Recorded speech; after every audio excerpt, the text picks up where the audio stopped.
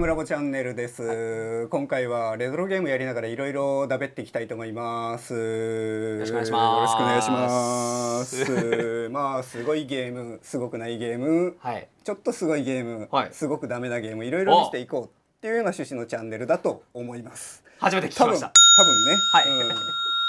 でお相手は私編集長の若尾とライターのチャーリー、はい、ライターとかいろいろのチャーリーですね。そうですね。普段は、声優やっております、ゲーマー声優兼ライターの、チャーリーです。よろしくお願いします。よろしくお願いします。まあこういうゲームラボっていう雑誌があって、はい、まあ30何年間、いやまあ自分でも覚えてないんだけど、まあ出し続けてる雑誌なんだけど、まあご好評にお答えして月刊誌ではなくなってしまいまして、ご好評にお答えして月刊誌ではなくなった。まあそこは伏せておきましょうよ。でまあそういうわけで、まあ今はだいたい半年に一遍、まあ半年に一遍と言っていいでしょう、はい、出しております。まあその中でチャーリーにはだいたいゲームレビュー関係、まあ特にこれちゃんとクリアしてエンディングまで見てからレビューしろよみたいな無茶ぶりをよくさせてもらっている。そうですね。平日の悪い労力がね、凄まじい労力がかかっております。まあ次12月に出るんですけど、それではまあチャーリーにはコントラ全部やってクリアしろっていう。そうですね。セガだっていうのにね。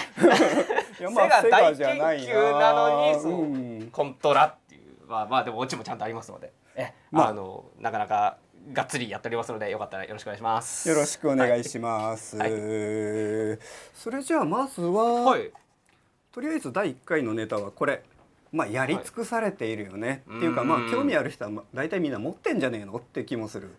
ただまあ意外と多分買った後箱から出してないって人もすげえ多いと思うんだよね。まあ買ったら満足するもんね。そんなことないですよ。僕昨日出しましたもん。昨日出したってか放送のために出したんでしょ。昨日出したし、なんなら昨日がっつりやりましたよ。まあそれじゃあまあ問題ないよね。チャーリーはまあゲームラボで書いてるライターの中でも多分一番ゲームがうまい。多分まあ他の人がどのくらいうまいのか確認したことないけどさ。はい。いやそれで言われたんですか僕は。まあそういうところでまあなんかスーパープレートが見せてればなんか盛り上がるんじゃないの。見せてれば。いやまあ僕のヘタプレイ見せるよりはなんとかなんぼ面白いだろうって。いやそういうのもそれでね昨今はそういう方が盛り上がるんじゃないかと思いますけれども。まあそもそも論としてさ、これサングラスつけてて、しかもこれ土入りじゃないのよ。はあ。ってことは。まあ画面見えないんだよねこれ。なんでつけてんですか。もはや普段つけてないじゃないですか。なんかさキャラ作りでサングラスかければいいんじゃないの YouTube っぽいじゃないみたいな話で、あそれいいじゃんって思って。ぽいけど確かにぽいけど、まあ実際 YouTube っぽくなってると思うんですよ。まあガチ YouTube だと思います。そうですね。僕はでもつけろって言われてないんですけど、まあでもなんていうのかYouTube であるためには盲目になっても実践ってそういうなんていうのかね、信念を感じてもらえればいいと思うんで。土入りは用意しなかったんですか。土入り昨日買いに行ったら10日待ちですって。10日待ち。そこまでしなくて。だからまあ永遠といえばゾなんとかさん、まあチェーンがあるじゃないですか。ゾなんとかフとかあそこのせいです。あそこが全て悪い。今日進行に何か問題があるとするならば。そのせいですよね。そういうことですね。はい、じゃあ僕はその人にねそこの会社に迷惑をかけないように僕は頑張りますので。まあそういうところでまあメガドラミニまあ実はこれ今この辺2台あるからもう1台はまあつながってるんだけどをやっていく。まあまずは初回ってことでみんな飽き飽きするほど見てるかもしれないけど、まあ一般的に言って目玉って何よっていうと、目玉はやっぱりそうですね。今回のダライアスとテトリスがそう何より目玉ってそれを見していこうじゃないのって話なわけですよ。まあざっくり言えば、まあダライアスは新作なわけですよね今回。そうですね。まあ新規移植っていうかさ、もともとメガドライブにはダライアス2しかなかったんですけど。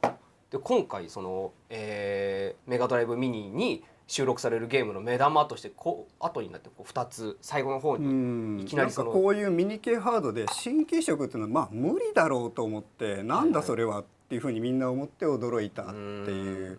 まあそれでかなり売り上げ上がったんじゃないかって気がしますよね。いきなりダライアスって言われればダライアスだしね。結構メガドライブミニってその10本ずつ番組があって、でその番組で10本ずつこう紹介してってで、確か40本だったかな40本入ってるんですけどそのちょちょっと、ね、まあ、ちょっと違うかもしれない。そうなんかちょっと最後40からはみ出るなんかはみ出るのがあった気が。まあそれがテトリスとダライアスだったのかな。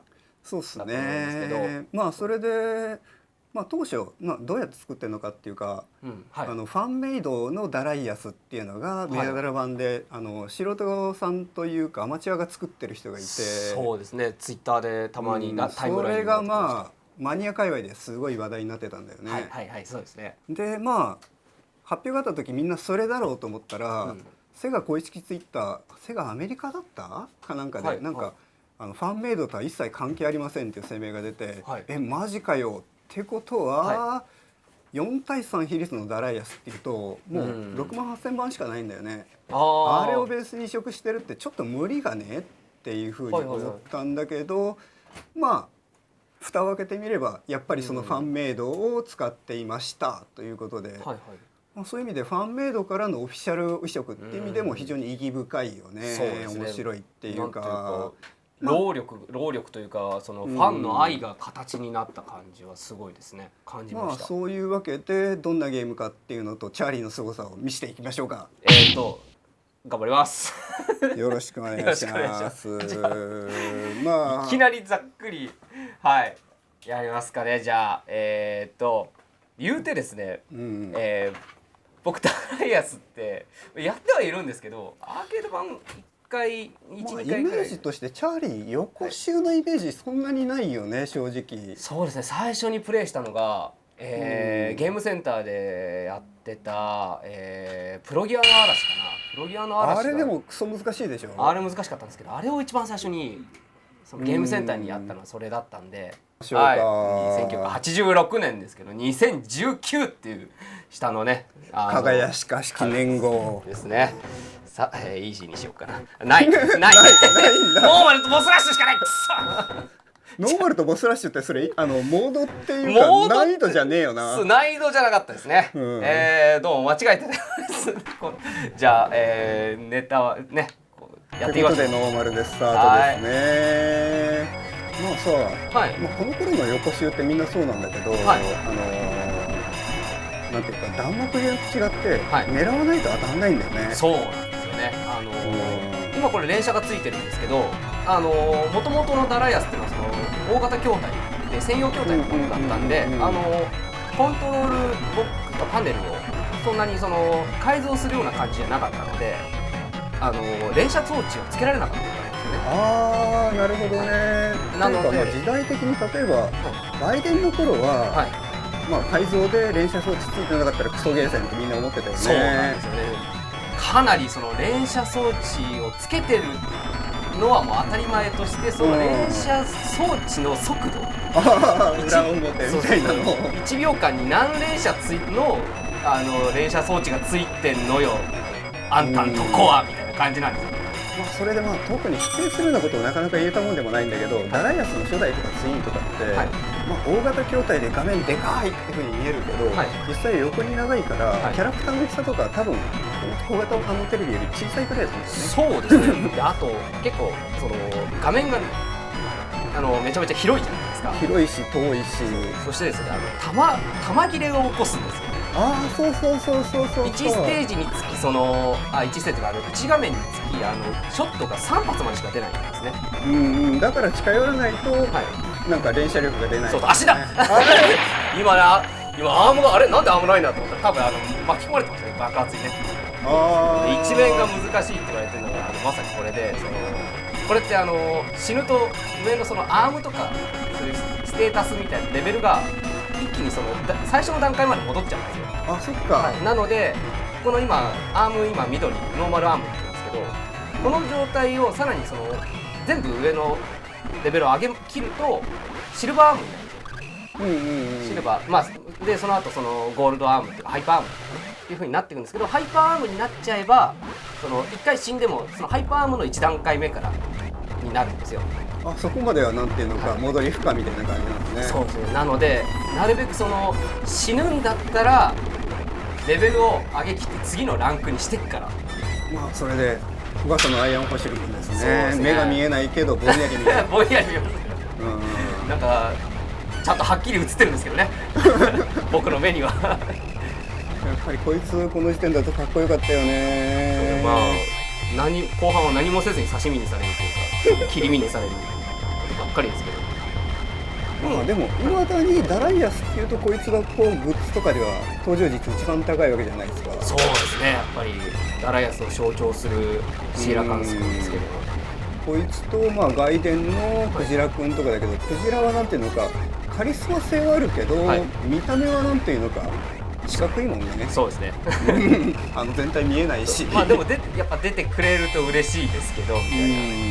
いや全然関係ないこと言うけど、この間某ゲーセンに行って、ダライアス外伝の観客やってたら、クジラでワンミスしてそのまま捨てゲーしてて、あ、昔が帰ってきたようだってすげえ感動したのね。いや捨てゲーとか悪いことだとみんな思ってるけど、いやだってクジラでワンミスして捨てゲーするってのはかなり人生かけてるよその人。そうですね、クジラってあれダライアス外伝ですか？外伝か。外伝の話になっちゃったんで戻そう。いや初代の方ね。でもそのクジラ君はまあそのグレートシングってキャラクターなんですけど、あれのキャラクターをもう最初の頃にその稼ぎがすごくその流行って、あのキャラの出すその口から吐くドリルミサイルとか、ドリル弾かな、それが1個撃破することで3万だか5万点入るんですよね。でそれがその稼ぎの肝になるんで。ああそっか、クジラでの稼ぎミスで死ななくてもなんていうかハイスコアを出さないと意味がないと思ってたら捨てゲーの可能性はあるんだ。そうですね。でそれはもうずっとダライアスのやっぱり伝統になってたんで、その後のダライアスとかでそのグレートシング、GT ってよく言われてる、グレートシングが出てもそのドリル弾の稼ぎっていうのはずっと残ってるんですよね。壊せばちゃんとその数万点入る。クロニクルセーバーズとかってクジラいるはいるんだよね。いますね。まあもうなんか容赦ない時がありますけれども、まああれも持ってはいるんだけど、クジラたどり着くまでやり込めてない、ごめんなさいとしか言いようがないんだけどクロニクルセーバーズはステージがすごくステージ数が多いんですよね。1ステージ全部このダライアスみたいに全部で何面とかじゃなくて分岐がいっぱいあるとかじゃなくて、その宇宙をなんか攻略していくような感じなので、ステージ数総ステージがめちゃくちゃ多いんで100とか以上あるよね。ありましたね。あれそんでまあなんていうのかすげえ気になるのは、あれめちゃくちゃかっこいいボーカル入りの曲が一面に流れて、多分あれ以降出てこないよね、ほとんど。そうでしたっけね覚えがないですけど、なんかどっかで流れたんじゃないですかね。僕も最終ステージ、もっと進めればよかったのかもしれないけどね。なんか一面があんなに超かっこいいボーカル曲で、まあ2面以降も超かっこいい対等サウンドなんだけど、まあでもなんていうのか、そうですね。まあというところで、なんていうかダライアスで思い出っていうと、壁にぶつかるとバリアあっても死ぬんだよね。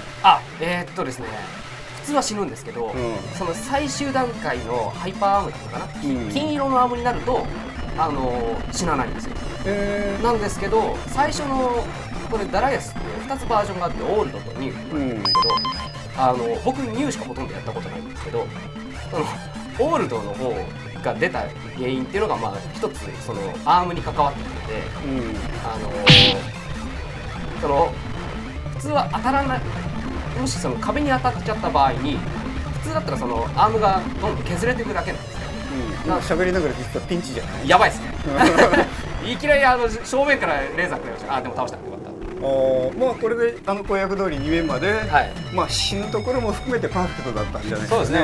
我ながらまあ最初に死んでも大丈夫です。まあ死んだらこうなりますよっていうのと、まあ横スクロールっていうのは戻りが大変、復帰が大変なもんだから、そこでテクを見せてくれたってことですね。まあいいんじゃないかな。まあなんとかなりましたね。でまあこれだ。やべっ